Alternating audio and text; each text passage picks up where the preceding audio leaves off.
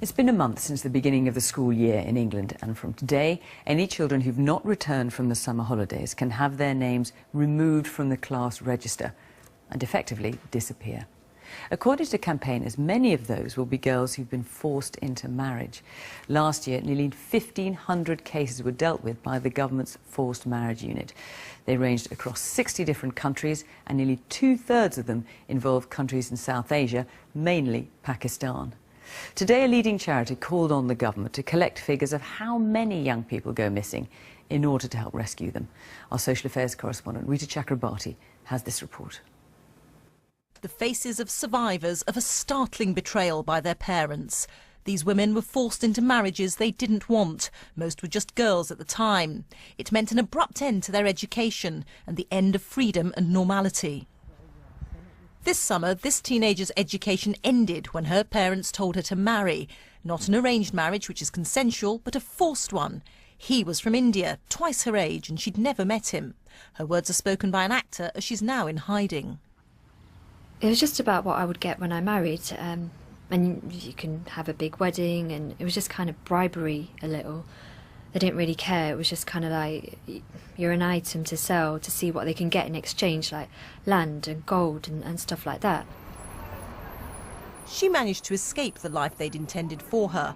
Other young women have found themselves trapped for years.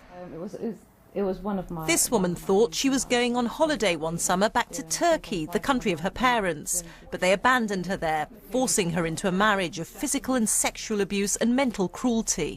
I remember his mum, my ex-mother-in-law, saying to me that, you know, the only reason why I was in their house, the only reason why I married her son was to be a wife to him at night, you know, at night time, and a slave and a servant for them during the day. There was no compassion, there was no love. It was just, you know, I was there for a reason, just to do two things, and that was it. Although many of the victims of forced marriage are originally from South Asia, their families have been in the UK for several generations now. Forced marriage is part of no one's culture, so why is it still going on? This girl went missing. This campaigner says the reasons are complex. It's about immigration, bringing people into the UK. It's about money.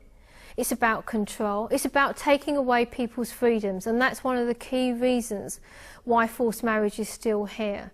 People who are harping back to a past that they're not even part of their past. Forced marriage is when you're forced to do something against your will. She tours schools talking to teenagers about the issue and has written to ministers calling for a national register of children missing after the summer holidays.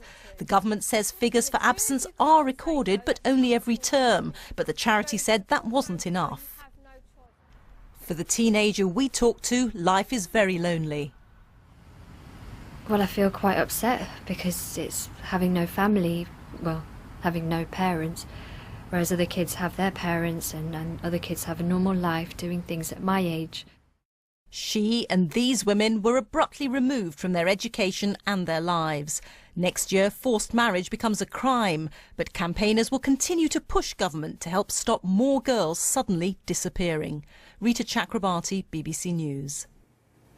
If you or someone you know is affected by forced marriage and would like details of organisations which offer advice and support, go online to bbc.co.uk/actionline or call the BBC Action Line to hear recorded information.